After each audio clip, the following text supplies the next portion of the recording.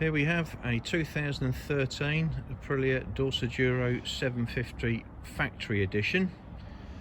The main differences between this and stock bike really was the introduction of lots of carbon fibre, which I will just highlight here for you. So we have carbon fibre front mudguard, carbon fibre tank sides. At the time it had the red trellis frame at the top as well.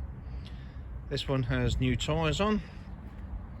Stock bike, like we say, stock exhaust.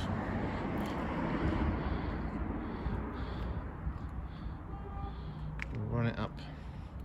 2,200 miles only from new, and it is lovely.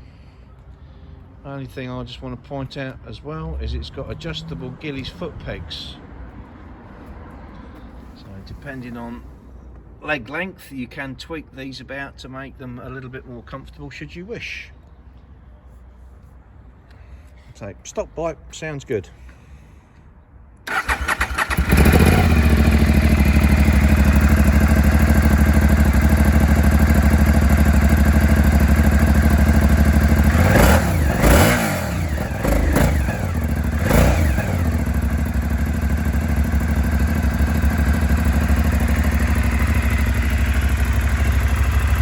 Dorsoduro 750 factory.